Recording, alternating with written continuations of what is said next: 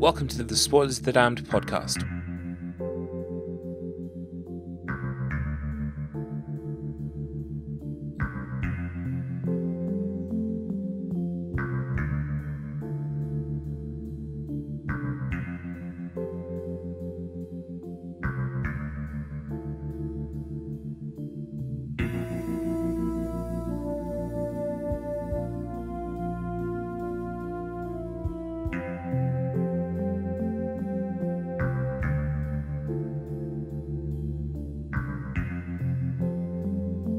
Spoilers of the Damned podcast.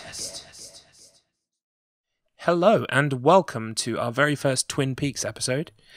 This is a spoiler warning in advance. If you are not watching season 3 of Twin Peaks, go away and watch whatever Twin Peaks you haven't seen to catch up, and then watch Twin Peaks season 3 because it's amazing. Yes, do it. And strange and bizarre. And it's everything that I think I wanted it to be. Yeah, I mean, some people are. We'll get into our general thoughts in a minute, but I've got a foot in both doors. I think I love the new stuff. I love the dark stuff. But I think I can see where some of the people are coming from in that they miss some of the more warm kind of Twin Peaksy kind of quirkiness. But yeah. There is some of that still in here, definitely. Oh, there definitely is. And so we'll get onto that. But I thought it would be a really good idea just to give a very brief idea of our history with Twin Peaks before we get started. So if you want to take that first. Yeah, sure. So I'm trying to think of my earliest memory of Twin Peaks. I was about 3 when the show came out, when it initially aired. So I don't remember it being on TV at the time. But both my mother and my uncle were and are still very big fans of it. Actually, in fact, my uncle and my aunt, the woman that he married a few years ago, have been running a David Lynch-inspired cabaret club in London called the Double R Club, which is obviously named after the diner. Yeah. So, in particular, he's remained like a huge fan of the series, and my mum as well. They've always both very much liked David Lynch as well. So. My earliest memory is probably my mum watching the series on VHS way back when, probably in 93 or whenever the VHS tapes were coming out. Because I remember she had it was like the box set that she had, and each VHS had like a different character on the side with an object. So one would have like Dr. Jacoby and a coconut or something. I love packaging for VHSs. I miss it because brilliant. there's so much room compared to DVDs. Oh, it's brilliant. And then you have like Dale Cooper with obviously a cup of coffee. Bob with I can't remember what Bob had actually. I remember there was one as well that was Wyndham Earle, who had a chess piece, which makes a lot of sense. Mm-hmm. But I remember my mum watching that a lot, and for some reason, my earliest memory of it is not, surprisingly enough, it's not Dale Cooper. It's probably not even Laura Palmer. It's either Ray Wise as Leland Palmer, because as grown up, obviously a kid, I was a massive fan of The Terminator and RoboCop, and Ray Wise is one of the gang members in RoboCop that kills Alex Murphy. Because obviously a kid my age should be watching RoboCop, but So I remember that, and then in particular Bob, because Bob just genuinely creeped me out. And I remember as a kid, I used to think he was a hunchback. Oh, because he's kind of like bent over the whole time, creeping towards you. It's like, oh, he's the hunchback man that turns into an owl. That's cool. And he was just genuinely very frightening. So I remember that. And then my mum obviously watching Fire Walk with Me as well. And again, another memory is the music, because my mum had I think she only had the Fire Walk With Me soundtrack. She might have had one of the earlier releases of Twin Peaks on CD. And I remember her listening to it a lot, and I picked up on the music, and I kind of liked the music. And then, and it was weird, I didn't watch the show again until I was probably it was until I was at university with you. Okay. And I think it might have been my uncle. It was either my uncle or my mum bought me the gold box. That's where I got it started, the gold box. Which is a really, really good box set. And it was the best box set until they released the complete version with the movie and the missing the missing Blu-ray pieces. one, Yeah, that one. So, and I think, I mean, I remembered the show, and I'd seen bits of it when my mum would watch it as I was growing up, because she do watch it a lot, and that was bought for me because I think it was whoever bought it for me was like, you should watch it now. You're a bit older because you'll get it more. And as I was watching it, I just realised just how much I suddenly had like memories come back of my mum watching it, and realising, I think I enjoyed a lot more of this as a kid than I realised. And like some of the characters stuck with me as well. Like when we did creative writing at high school, because the type of person I told kid I was, everyone wrote like a nice short story, and I wrote a horror story about horrible things happening at a motel with zombies. And nice. The owner of the motel, who knew more than he was letting on, was called Mr. Jacoby. So I'd literally stolen, and I hadn't even realised, as a kid, I'd done it. I'd literally stolen the character of Dr. Jacoby, dropped the doctor. It was just kind of floating around in your subconsciousness. Yeah, and just plunked him down in this short story, which was really weird. But I watched it at uni again, was hooked, realised I liked it a lot more than I realised, and became a massive fan. I knew I had to watch Firewalk with Me again to really appreciate it, because it's one of those films that at that age I wasn't going to appreciate anyway, but also it's a film you've got to watch more than once, really, to pick up on certain things and whatnot. And I absolutely fell in love with it, and then was even more depressed when I remembered the ending and how the original series ended. But and that could have been how it ended for good, but luckily, it could have been. We are here. Yeah, thankfully we are. But then I remember playing Alan Wake when that came out. That was actually, Alan Wake was the reason I bought an Xbox 360, just because it looked right up my alley, and it had so much inspiration for it. It took so much inspiration from stuff like Twin Peaks and the X-Files. Yeah. And then obviously Deadly Premonition came out, which is one of my favourite games of all time. Even though I still got to finish that, but I've enjoyed what I've played. Oh, it's brilliant. I mean, even if I can hold my hands up and just say it is a piece of shit in terms of gameplay, but in terms of storytelling and the way they built this town that was very heavily inspired by Twin Peaks. I mean, I think the creator Swery 65, I think his name's, lovely bloke. He's even said, of course, like Twin Peaks is one of his favourite things. So they managed to create basically a really fun Twin Peaks game that managed to do an open world town-based thing with system with lots of different side quests and characters, and a really good story in far better ways than any of these like massive high budget Ubisoft games, which are just all blending into one now, which are just always the same shit, and it's just completely boring. This is like a little gem that took enough inspiration from Twin Peaks while doing something different. So and I will say there's a lot of games where kind of, if the people who made it are into Twin Peaks, that comes out in the game. Yes. I mean, when you were saying about Dr. Jacoby, I was thinking, oh yeah, there's a Dr. Jacoby on a memo in Life is Strange. And really? So that everyone's got their little nods, and sometimes you can see sort of Twin Peaks as an influence, even if it's not directly kind of called out. But I mean, I was going to just say that I played a lot of stuff and watched a lot of stuff that was definitely directly and indirectly sort of molded by Twin Peaks. And I kind of grew up not actually seeing Twin Peaks at all. In fact, I mean, I'd managed to pick up the sort of, the bits you pick up kind of like from pop culture that apparently was about coffee and kind of and some kind of like meme one-liners, but it was you at university actually who convinced me to give it a go, mainly because you listed off the wealth of titles like Alan Wake and Silent Hill, etc., that kind of have it as an influence. Oh, how could I forget Silent Hill? Silent Hill's... So I sat down with my wife and my brother, and we with the gold box, and proceeded to make our way through the entire thing, I think in the course of maybe a month.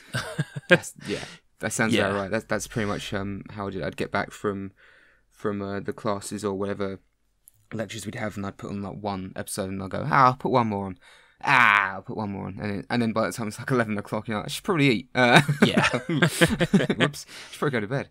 It's definitely good for binge watching. Oh, and, it's really good for that.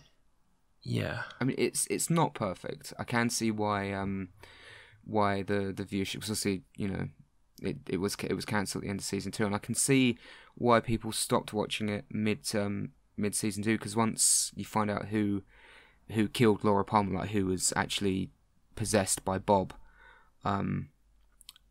once that happens, you could tell that they were forced to do it, because after that there's a lot of milling around and no one really has anything to do. Cooper has no reason to still be there. Yeah.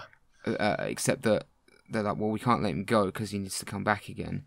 And there's a good 4 or 5 episodes, probably. And then there's the whole subplot with James who leaves. I mean, I feel sorry for the actor because he was given such horseshit to work with in season 2. Yeah. He leaves and we follow him. There's like an entire episode about him in this other town that's like a love triangle, and no one gives a shit. Like, no one cares. Yeah. No one cares. And then you can really tell the writers had fuck all idea what to do with him, because he literally just leaves. He just says, I'm going to California. And that's the last you see him. But, peace out, see you later. Yeah, I can see why it was cancelled. But once the character of Windermere, he's very comic bookish, Windermere, but I still very much enjoy him. I think mainly down to the portrayal of, I think it was Kenneth Walsh, I think was the actor. Okay. I think there's finally another antagonist for Coop to deal with. Yeah. And then they realise that maybe we should bring Bob back because Bob's really interesting and really creepy. So he comes back as well. And the final, despite everything in season 2, it has a lot of good moments. Particularly one of my favourite moments is the reveal of the killer when he murders someone, which is just absolutely horrifying. Yeah. Because there's like no music, and the final episode is just absolutely fantastic. It's one of the strangest things I've ever seen in a TV show, which is just amazing. And that jet black ending as well. Oh, I mean, people have had 25 years to sit there and watch everything 100 times and pick out everything as well. Yeah, and the ending still always got me. Like whenever I'm watching it, it's just like so horrible. Yeah, it would just put me on a downer. I'd go, oh yeah, I remember that's how Twin Peaks ended. So much potential, sort of like the ultimate cliffhanger. And also because it's because you're also thinking Bob can even inhabit someone like Cooper, who's like the best. He's like the best person. Yeah, he's one of the best. He's one of the nicest. Because I can't remember, and this will prove my knowledge in that I've only actually watched the original series through once, and I would like to rewatch it at some point. But I am what you would call probably a casual fan of Twin Peaks. So from my memory, isn't there some characters talk about the fact that if you go into the lodge with kind of like impurity or without kind of a strong will, you can go in there and get fucked up? Yeah, I think it might be Hawk, the Native American. It sort of plays into the Native American stuff, doesn't it? Yeah, and he basically says that if you go in there without I can't remember the exact wording, but he says something along the lines of, if you go in there with with an imperfect soul, or if you go in there full of fear, it will tear you apart. It will tear your soul apart. That's horrifying. It's horrifying. Absolutely. Or if you are good, in the case of Pearl Cooper, you'll just be trapped there for 25 plus years. So either way, I wouldn't go there. Yeah, I'd stay away from the lodge. Which gets us nicely on to the new series, which we've currently seen episodes 1 and 2. Mm-hmm. Episodes 3 and 4 are available, but we've kind of abstained because we're going to watch them in sort of like time with everybody who's getting it broadcasted, basically. And also, because I think if we were to watch 3 and 4 now, you'd have 2 weeks to wait, which is quite a long time. Especially if something big happens in 4, that's a long time to wait. It's bad enough waiting a week. And the other thing I will say is that I think it was a good decision to bookend these episodes, and I believe 3 and 4 are bookended as well. So I believe I think that was a good decision, because of the type of episodes they are, and the fact that you need kind of time to get used to how things are now and to take in information. So I did think, I know it's getting ahead of it, but in terms of introducing new elements, I think they did a really good job in the first 2, because they basically, because they aired 1 and 2 together, so it was essentially a movie. Yeah. So it was like having a new Twin Peaks movie, and it's still beautifully shot and still looks incredibly cinematic. Oh, it's great. The cinematography is just insane. Yeah, I love we'll get into it, but I love the drone shots, the aerial photography. It's just beautiful. And all the stuff in the Black Lodge was just as strange and just surreal and terrifying as you'd want it to be. Yeah, that's a word for it. I love the opening shot because it kind of it's almost like a homage to Eraserhead, which was obviously one of, I think it was David Lynch's first film.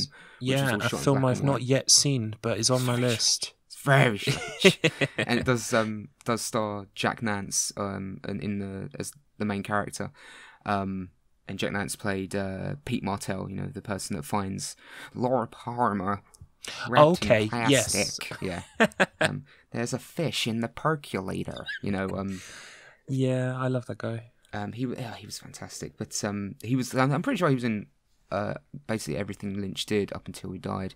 He's even got a very small part in Blue Velvet as one of Dennis Hopper's goons, alongside a very young Brad Dourif as well.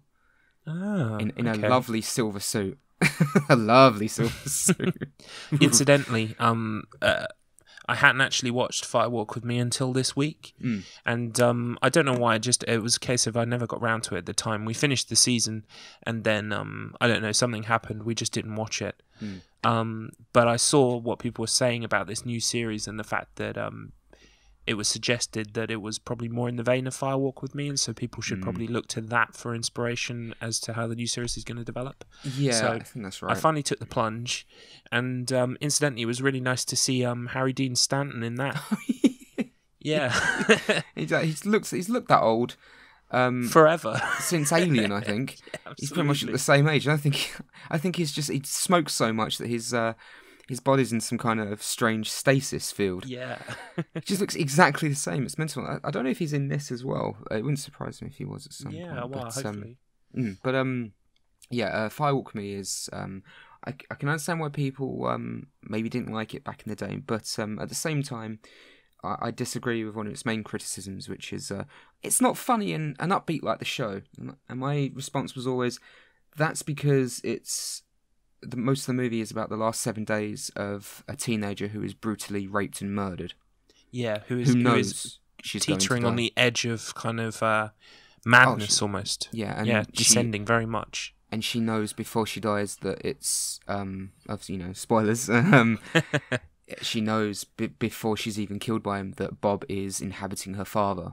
Yes. And she's completely hopeless and she knows that she can't escape it, and she just kind of accepts it. But at the same time, the ending to Firewalk with Me is kind of bittersweet, because I know she's crying when she's in the lodge at the end with Cooper, who kind of like takes her place almost as like a guardian angel, almost, it's implied. And he's watching over her in the lodge, and she's crying, and then she starts laughing through her tears, and I think it's supposed to show that it's a relief. She doesn't have to suffer anymore. Bob can't hurt her anymore. Yeah, and I also was hearing, because I was looking for plot breakdowns after I watched it. Some people say that supposedly she managed to protect herself from being or becoming Bob's kind of host or what have you. That's why he kills her, because because he's so annoyed, frustrated. Yeah, because he wants to inhabit her. So in a way, she's escaped a fate kind of worse than death. So yeah, and she doesn't have to suffer. Her personally doesn't have to suffer. She doesn't. But obviously, there's doppelgangers and spirits that may or may not be them. It's all very strange and confusing. Yes, yes, which gets us on to. So basically, we'll kind of go over our general opinion of how things are and. What we like, what we didn't like about the new season so far at the end. But if we just get into a very brief plot synopsis, just to run over everything in people's minds and kind of give us talking points. So I borrowed this from Wikipedia, just so there's full disclosure. So we begin the episode 1 with Agent Cooper trapped in the Black Lodge 25 years after the events of the end of the season, and he's with the Giant, who kind of gives us quite a few clues or mysteries, as it were. I think he said something about remember Richard and Linda. Yeah, Richard and Linda, the number, and he gives them the number 430 and says 430. Remember Richard and Linda, and then says two birds with one stone. That's it. Yeah. But we haven't met Richard or Linda yet. Nope, and I've been looking for 430 everywhere. Yeah. So anyway, I mean, and then there was kind of a very, very strange shot of Dr. Jacobi receiving a load of shovels. Yeah, that was. The way that was shot as well was really was very which is something David Lynch has always been very good at. My girlfriend has been watching Twin Peaks recently, and she's like said a lot of the way it's shot is just very unsettling at times. And that whole there's that one shot when it kind of pulls back, and it's almost like you're watching him in between. It's almost like someone's watching him in between two trees. Because you can't really hear what he's saying. It's just really unsettling. The shot just lingers as well. And I felt it was kind of voyeuristic. It was far away, wasn't it? Yeah, it was really strange. But David Lynch has always been the king at making viewers feel unsettled, and they don't know why they feel so unsettled. Like, this is weird. This is creeping me out. I don't know why. But yeah, it's a strange open shot. So yeah, sorry. Do continue. We'll speed through because we've got a lot to cover. Yeah. Then we have a scene at the Great Northern where Ben Horne introduces his brother Jerry to his new secretary, and I loved the banter between those two. It was kind of very kind of old school. I think that was one of the scenes important in kind of showing people that we were still going to kind of get zany humour. Yeah, and it's good to show that Benjamin Horne is still a better person than he was at the end of the show. He had turned a new leaf, and it's good to see that he's still like that, which was nice. RESPECT, respect. Yeah, I love that exchange, and the are you wearing Mother's hat? That's just the scene end. Yeah. Okay. But to amalgamate a few scenes into one plot thread, in New York City we see a character called Sam who has a very strange job, which is to sit in a large warehouse watching a glass box and periodically change SD cards. It says here his girlfriend, but I wasn't 100% sure exactly who she is meant to be. But a character called Tracy visits him with coffee, and we then return to the scene later, and with the security guard gone, Sam reluctantly lets her in. They make out. Trying to make out for a bit. Yeah, and then obviously they get killed by a sex monster from a box, which was genuinely very, very scary. It's very rare for something, especially on TV, to kind of it literally had me sort of leaning back in my chair like, because it was very, very, we're talking about the things that were inspired by Twin Peaks and by David Lynch, and one of them was Silent Hill. It was something right out of Silent Hill. Absolutely. Horrifying. And I mean, he'd taken so long to kind of focus on the box. We'd seen an awful lot of the box with nothing in it. Yeah. And I think, obviously, once they started getting naked and kissing and stuff, we kind of suspected that something was going to appear in the box. But the fact that what did materialise was so sort of completely, it's nightmarish, wasn't it? Yeah, nightmarish and fairly unpredictable, I think still kind of shook the system a bit. Yeah, so you couldn't... And what was so weird about really, really well handled was that you could, no matter how hard you tried, you could not focus on its face, and you couldn't tell if it didn't have any features and just a huge mouth because it did, or if because its head was twitching so much. Yeah, and that made it far creepier, I think. Yeah, and we'll get on to the CGI as well, sort of towards the end. But I feel like the CGI in the show, even though some of it is a bit kind of what people would call ropey, I think it kind of is very surrealistic, and it's very much kind of a David Lynch style. So I think it fits. Yeah, I think it does because not all of the CGI looked ropey. I think it's supposed, like you said, it's supposed to look really fucking strange.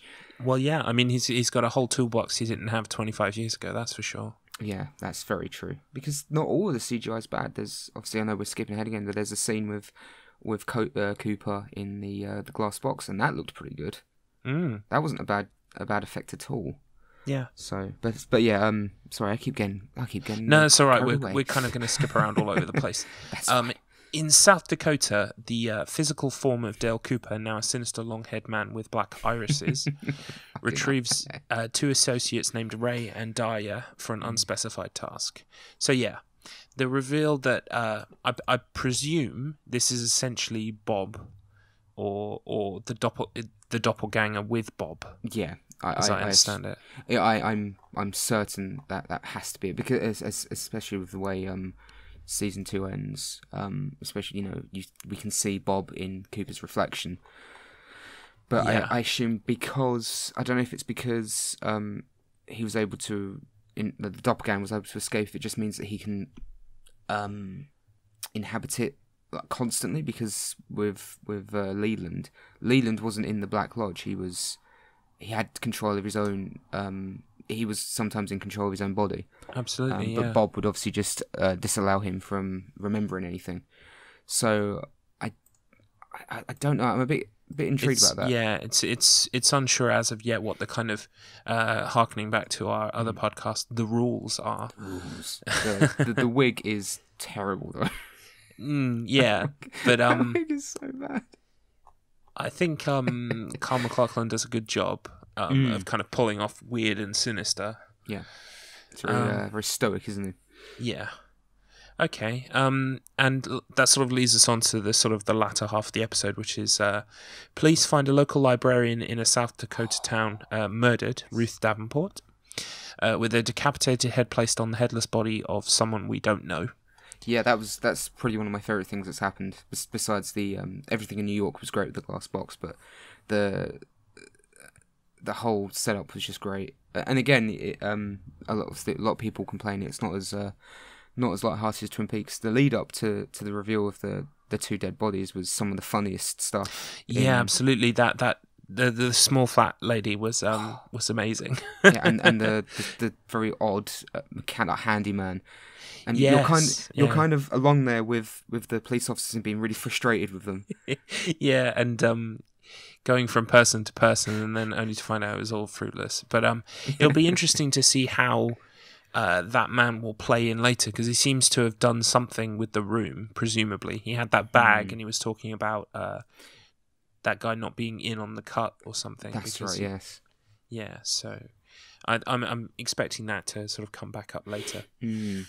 But obviously they find the fingerprints in the room of their local principal, Bill Hastings, who's played by Matthew Lillard. Yeah, straight for some reason. I'll nail my flag to the post now. I love Matthew Lillard in everything I've ever seen him in. I couldn't believe how old he looked. Well, yeah. I mean, they make him up to look older, I think, but he is 47. I had no idea he was 47. Yeah. I suppose it's strange, isn't it? It must be because he looked so young when he was doing Shaggy. But to be fair, that movie was probably at least 15 years ago. I believe so. I mean, to be fair, the first thing I saw him in was I saw him in Hackers, obviously, a few years later, which is that's a great movie. I saw him in Scream first, but that was 1996. That's 21 years ago. Yeah. So he was 26 when he made that. So of course he looked young. And Scooby Doo was 2002. So. Well, yeah, and I can't remember why I got looking at his IMDb page, but I was before a while back, and I saw that he's done shit tons of Scooby-Doo voice acting. So yes, I think that's just the new voice. Yeah, that's kept him sort of in the money. So fair play to him. But it's nice that he's back. Strange. And professing his innocence, but also having sort of strange dark spots he doesn't quite remember, and then trying to make up for when he realizes he's in trouble. He said he had a dream. He had a dream he was there, which is very interesting. So raises all kinds of questions. This leads straight onto the events of episode 2. So it says here, Bill Hastings is struggling with his predicament when his wife visits him. He attempts to confide in her about a dream he had in which he was in Ruth's apartment, but his wife Phyllis quickly turns on him. And this bit was very kind of soap opera-y. Oh, very. Kind of hammed up a little bit. You're screwing her, and he's screwing you, and oh, Jesus Christ. Yeah, and he's his lawyer as well, so. Don't walk out with me. Oh, Jesus Christ. Yeah, kind of. I think he realizes just how fucked he is. Yeah. And yeah, we'll just also touch on the very strange man. As we pan away from Bill's cell, we see a strange man completely dressed in black and sort of essentially face painted all over in black. Yeah. The whites of his eyes very clearly visible. Mm-hmm. Who sits there for a while, then decides to fade out, but his head floats off upwards or something. It's the way I remember it. I'm pretty sure he fades out, and then when the head starts to fade away, it's not even where the head originally was. No. It's a little bit above, and then it floats. I've kind of watched the scene back again recently because I saw the man to begin with and thought, okay, that's strange. That's weird. Yeah, but Peaks, but... it reminded me immediately of Lost Highway as well. Yes, it is. It's very, very much Lost Highway. Yeah, this is not your fun and dandy Twin Peaks from 25 years ago. This is Lost Highway, Fire Walk with Me, David Lynch, where he's really dark. Yep, even darker. But I mean, even the being in a cell for something you may or may not have done, and kind of like dual personalities and thing, it all kind of it's a theme running through a lot of his work, which I find really interesting. He's always been a big fan of the whole, and all very, very interested in the whole duality thing, which obviously Lost Highway plays on that a lot more than anything else like Twin Peaks. But yeah, it's very it's really weird. When I was watching it, it did make me say something very audibly. You know, I was in a room on my own, but sit there watching it because the whole the parts 1 and 2 had my full attention, and that happens, and I very loudly just let out and okay, yeah. That just happened. Yeah, no, there's been a lot of that between me and my wife while watching it, sort of like, and yeah, there's a brain tree. It's like, we'll get onto the brain tree. It's like, just accept it. It's just a thing in the Black Lodge. It's cool. It's all good. But yeah, his wife returns home and then is immediately murdered by Dark Coop. Yes. So it's clear that he's kind of interfering there and is involved somehow with what's happened. Not sure why. I guess we'll return to that. We'll put a pin in it. Incidentally, he realizes that the people he is with are possibly trying to kill him or turn tail on him. Yes. And that he has to go back to the Black Lodge soon. Yeah, he said I'm supposed to be going. Like, I have to go back or something. Like, I didn't mind them, dropping something like, oh, it's giving him like a time as this is where he's looking for something. Like he has to go back, so it's like obviously against his will almost. Yeah. I just felt very strange that he would have just said the Black Lodge. It felt a bit forced in. Like, so did you get where he has to go? You remember? It is a bit strange, isn't it? You could very much allude to the place and keep the mystery, as opposed to when you say something out loud, it doesn't sound as cool as the idea is. Yeah, if he just said, "I'm not going back," and you go, "Okay, that's fine." Because having watched the show a lot, I'd have had a theory that he probably means the Black Lodge, but it was just very strange that he went, "I have to go back to the Black Lodge, but I don't want to." Yeah, like, it's a bit strange. Yeah, thank you for that.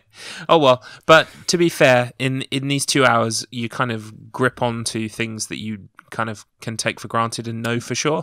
Yeah, that's good. So we'll take a couple of those. Yeah. So what else have I got here? The Cooper in the Black Lodge. You okay? Yes, I did remember something because obviously he finds out the two of them are planning to kill him, don't they? Yes. Doesn't he? And after that scene ends, he talks to someone through a computer. Yes, he did. Yeah. And do you know who he's talking to? Because I do. Well, who he thought he was talking to originally. Well, didn't he say something about Jeffries? Yes, so it would imply he's been talking to Philip Jeffries, who is David Bowie's character. Yes. In Fire Walk With Me, which I when he first said Philip, I was like, nah, it can't be. And he says, this is Philip Jeffries. I was like, he's been talking to Philip Jeffries? That's weird. But then in that scene, he's talking to someone else. And it would be nice to see or hear, or even even if it's not David Bowie performing as him, just more on the character, because I watched Fire Walk With Me this week, and I was almost none the wiser to his character than when I started watching it than when I finished. But it's cool that it's all tying together. we're not gonna talk about Judy at all. Who do you think that is standing there? Oh, this is yeah, but yeah, that really, again, another thing that parts 1 and 2 did really well is it's got my attention. It's got loads of questions, and I'm like, oh, I wonder what this means, because it's very, very strange that Philip Jeffries would be talking to Cooper's doppelganger unless he didn't know it was Cooper's doppelganger. Yeah. And yeah, I mean, they're experiencing things sort of out of time, aren't they? So yeah, because there's a scene in the Black Lodge with Cooper that I assume, which was where you're going to get to before I interrupted you, but yeah, then it's hinted that like time moves completely differently in the Black Lodge. The time isn't a linear thing there. Which makes it all more just kind of kind of nightmarish. Because it just you'd lose sense of all time. You would lose a complete sense of all time and structure. But yeah, sorry. Well, speaking of nightmarish, this is where the episode kind of becomes a little bit of a vision quest for Coop. He encounters both Laura and Leland, as well as an evolved form of the man from another place, who is now manifesting as a skeletal tree topped with a flesh pod for a face. I think it looked more like a brain, but yeah, I thought it did. That was fair enough. It's a words very, fail us. Yeah, it was a very creative way to not get was it Michael J. Anderson back, because he's a bit of a dickhead. But yeah, you were saying before the cast, he's kind of soured the well a little bit in terms of burned a load of bridges. Yeah, he's made like some really bizarre accusations about David Lynch involving his daughter. And it's one of those things where, there's no smoke without fire, but no one, I don't think I've heard anyone backing him up. It's usually just been people saying, shut the fuck up. You're talking bollocks, you bitter bastard, stuff like that. He has been lashing out at other people on social media as well, who kind of have been trying to reason with him or talk to him. Yeah, so. It's a bit strange. Maybe he suffers from bipolar, or, maybe he's just a bit of a prick. Yeah. There is that, but I thought it was a really creative way to bring the character back, because it makes sense. It's the Black Lodge. It's weird. There's weird stuff there. Absolutely, yeah. If anyone says, "Well, that's silly. He should be the little midget." Like, do you know, like the little midget, the man from another place, is supposed to be Mike's severed arm. So that's why does his arm wear a red suit and dance and talk backwards? It's weird enough. Yeah. But what I thought as well when they introduced it was a really good way to bring the character back, because the characters always, you think, try to help Cooper. But what I think it may have foreshadowed is that it's them essentially sowing the seeds of, see, this is how we can bring Bob back. Because obviously Bob is within the doppelganger, and if the doppelganger goes back,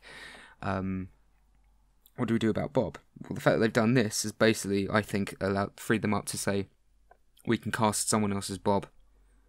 Yeah. Because Bob can, if he can evolve like that, then Bob might change. And it's a good move.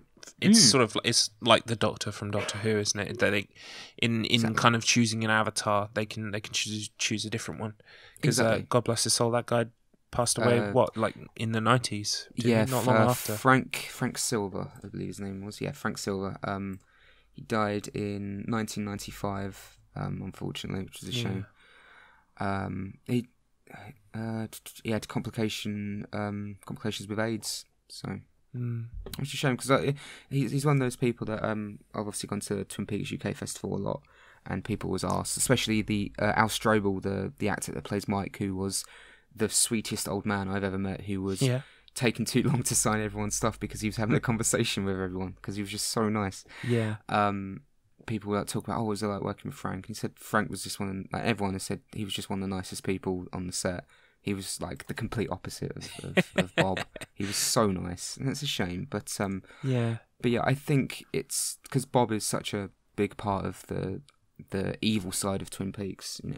He killed Laura Palmer. He's currently inhabiting the doppelganger of Cooper. Yeah. I mean, I'm still not adamant, but I still have a very strong feeling that because they cast Robert Nepper. Okay. And Robert Nepper always seems to play a villain. And it would not surprise me if it turned out that he would then be the new avatar for Bob. Because I don't believe he's been in the show yet, but he has been cast. I could be wrong. He could be. Well, no, it's fair speculation actually, because I literally, as of Sunday evening, I haven't visited any Twin Peaks based website at all, so I haven't been on the subreddit. But before I left the subreddit, there were several kind of people from the cast list that people were trying to work out who they might be.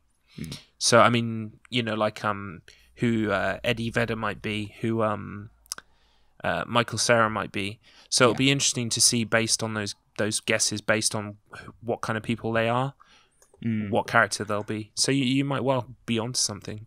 Yeah, I just got a really strong feeling. I'd be okay with it because he plays villainous characters very well. He was one of the few saving graces about the final season of Heroes as the really horrible, conniving carnival owner. And I've also just looking at the cast. Tom Sizemore's in it as well, and Tim Roth. So maybe even Tim Roth could play him actually. Yeah, Tim Roth do a good job. And randomly, Ernie Hudson's in it. Remind me, who's Ernie Hudson? He played Winston Zeddemore in Ghostbusters. Oh, okay. I had no idea he was in it. So it's just nice to see the band back together, even if it's like people who weren't there originally. They're just like people you know. Trent Reznor's in it. I don't know why. Poor, he'll try, and you go, good on you, Trent. You gave it a go, but fuck off and leave it to the professionals, please. Yeah, but I mean, he worked on the soundtrack for Lost Highway, didn't he?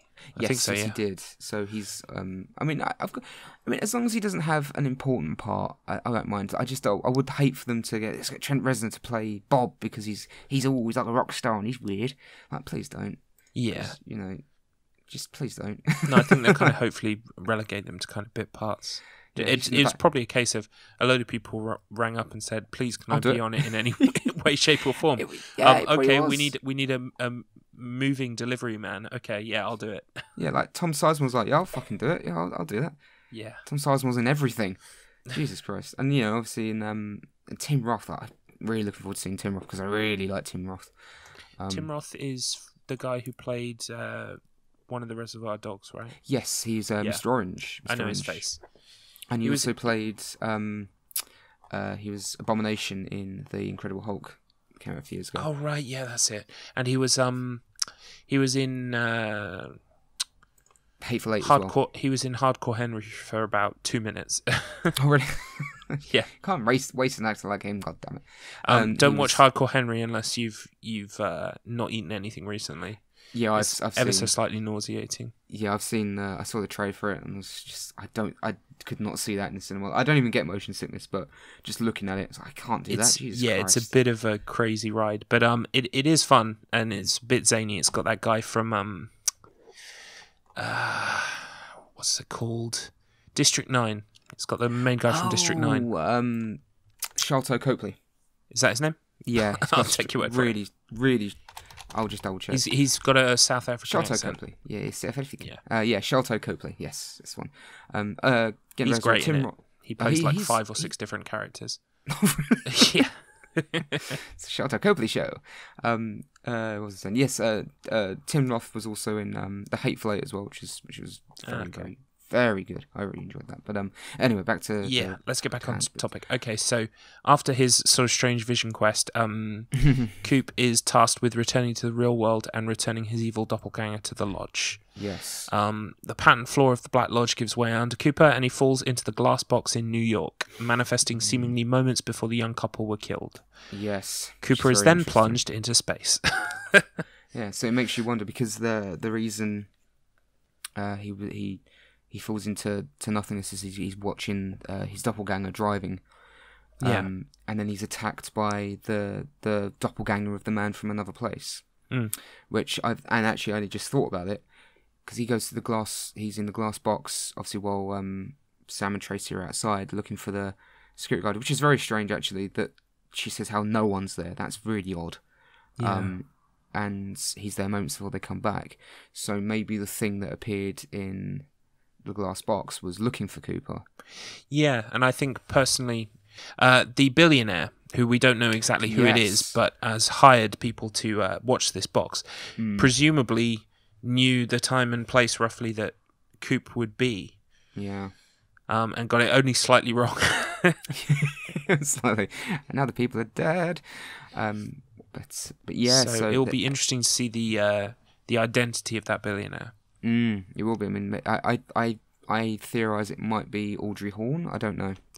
Ooh, that's a good guess actually.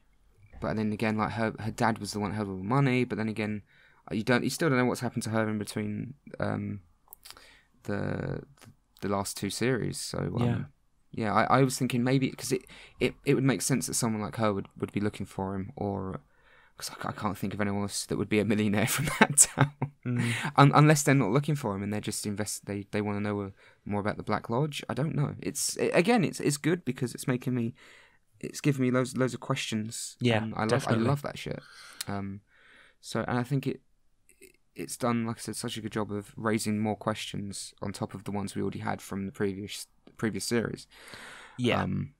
So it'll be interesting to see if they can still balance it all. I know that each episode is 54 minutes without commercial breaks. So and there's 18 episodes. There's 16 episodes left. So there's a lot for them to. There's still a lot of time for them to get stuff in there. Definitely. I didn't even know. I was going by the episode listing on Wikipedia, so I'd missed the announcement there were 18 episodes. I only thought there were 8, yeah. So I had a nice surprise this week. Well, that's a really good surprise. Yeah. Oh, so much Twin Peaks. All right, let's just wrap up then. Yes. Meanwhile in Twin Peaks, Hawk continues his investigation into the Log Lady's cryptic words. So he was presumably out in the woods looking for the lodge because it kind of appeared and then disappeared. Yeah, he finds the pool, isn't it? It's that pool of black oil substance that leads to it. Yeah. So it'll be interesting to see what Hawk does because he's a very spiritual man, as we know, because he's of Native American descent. Yeah. And getting to him as well, and it's something to do with his heritage. Yes. But I have noticed, obviously, because you could always tell. I mean, obviously he's a Native American. He's a Native American actor.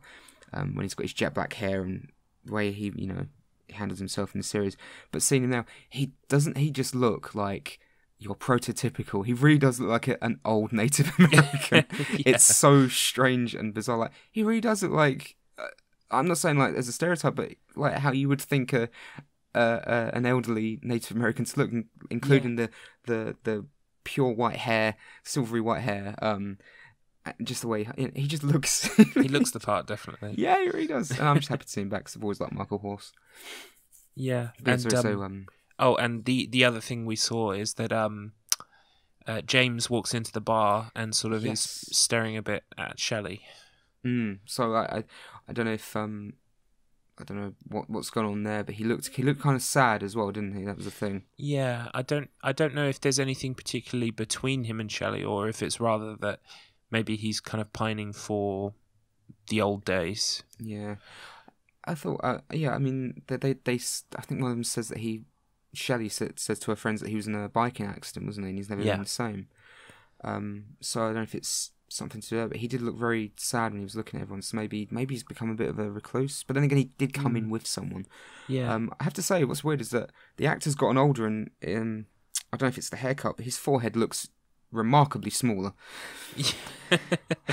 Because I can't help but make jokes when I'm watching Twin Peaks, because I think it might be the way the hairstyle they gave him, but in the original series it made his forehead look fucking enormous. Yeah, thing. And I've seen memes where that's taken to extremes as well. I saw one that had 1 week to go, like they'd extended his forehead. Yeah, that's the same one I'm talking about. Yeah, brilliant. And yeah. That's pretty much the episode. Apart from, I will say that song was fucking awesome. Yeah, it was. My wife immediately went and bought that song on iTunes, and I think it's going to blow up because it was a really good choice. Yeah, I mean, they could have got Julie Cruz, but she just would have mimed it, like she did at Twin Peaks Festival. No, she was ill. But ooh, I think it was a nice cap off as well to sort of that first 2 episode chunk.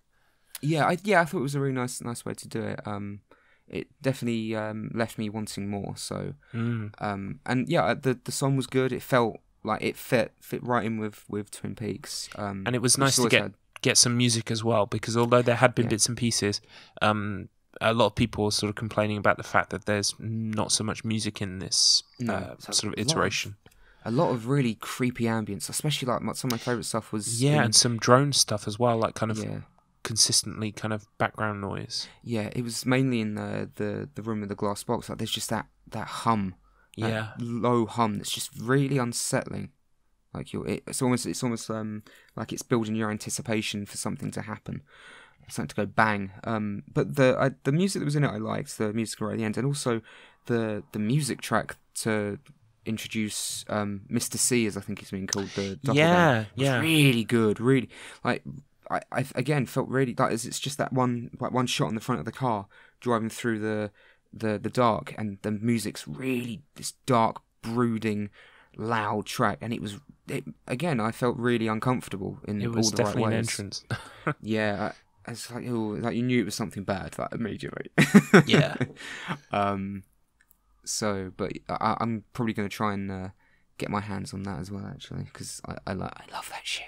I think it might be available on YouTube. I saw someone saying how much they liked it, and someone else said that it was an original song, but this is kind of like a remix specific to this episode. So, it might be made available later, but if not, someone's probably like cut it out and put it on YouTube.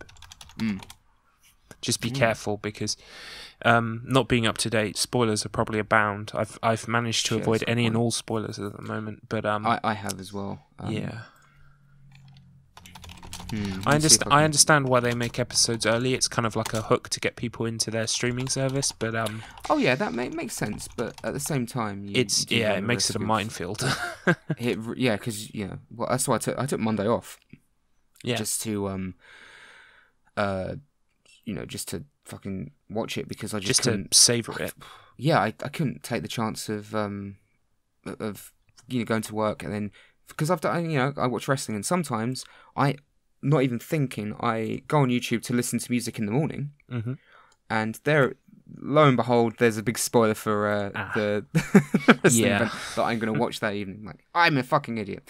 I think The Walking Dead managed to do that. I managed to spoil something or other between time zones in America. They're guilty of that. So for a while, I had to unfollow their page. It's like, you can talk about the episode, but can you maybe not show someone dying in the thumbnail? It's super frustrating, especially when a lot of the good TV nowadays is American anyway. So it's kind of hard to get it sort of simultaneously. I was watching Taboo earlier this year, and for the first time it was on in the UK before America, and all these Americans were sort of butthurt on the subreddit for Taboo, going, please don't post spoilers, and like most of us are just kicking back going, you know nothing. You know nothing of the pain. Do you know what it's like having to avoid the internet after Game of Thrones is out in America, you motherfuckers? Especially against like episode 9, you're like, just stay off the internet. Don't even look at someone. I do. That's my blanket policy now, is to just stay off the internet completely. Until I've seen it. And it's sad, but it's not until you have something like that you realise, shit, I cannot go on any website I frequent. What am I going to do on the internet? Nothing. If I need to do something at work that day to kind of like pass the time, I'll listen to a podcast or music. I'd like deliberately stay away from even YouTube. Yeah. Okay, well, that's the episode's wrapped up. Just general thoughts on the comeback. Well, I guess it's a comeback. It's kind of like a reinvention. It's a rejuvenation. So, how do you feel about it? I really enjoyed it. I was genuinely happily surprised. It was one of those things where, because obviously just seeing Alien Covenant, that was a steaming pile of shit. And it's one of those things, because David Lynch hasn't really directed anything for a very long time, since I think Inland Empire, which was 2008, 2009. It was quite a while ago. So I was a little concerned. It's been a long time, and it's always worrying when something that you really love comes back after a while. It happens with games, films, TV shows, everything with me. And I was worried. I was like, please, just let it be. Even if it's decent, just don't let it be bad. Please don't let this be bad. And I was really, really happy that it didn't suck. It was good. It says a lot about just sequels and stuff nowadays when you just say it didn't suck. Well, I think especially because with reboots and sequels and stuff nowadays, there is a very sort of general trend to retread a lot of elements to play it safe, essentially. And I like the fact, I think it's very ballsy to come back with very quite experimental and strange ideas that are, obviously do harken back to the original and have kind of carry on that trajectory. But at the same time, I'd just, for instance, I mean, the scene with the glass box, the amount of time we spend just staring at a blank box and then seeing the camera that's looking at it, and then that scene must have gone on for 2 minutes before anything even happened. Oh yeah, and then it was just that guy changing the SD card. It's like you can't do this shit on TV, but I think Lynch was right in sort of like vying for complete creative control, because he can just kind put of his foot down. Yeah, exactly, and he can walk in and he can do whatever he wants, which for most people we're like, yes, please sign us up. Please, Jesus Christ, please. Absolutely.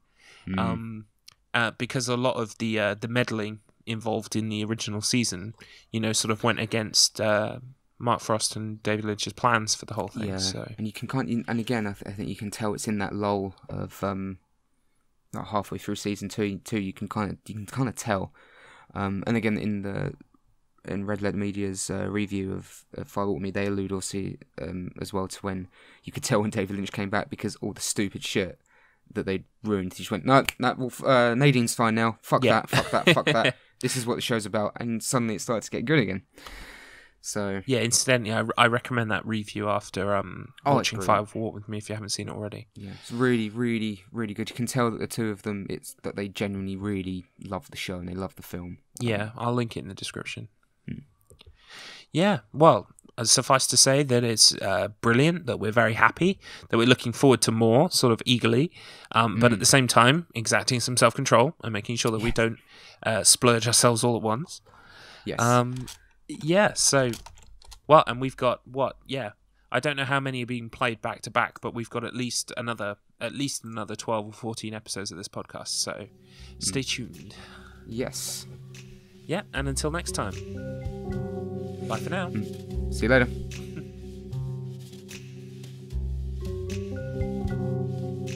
If you like Spoilers of the Damned, don't forget to subscribe and rate us on iTunes.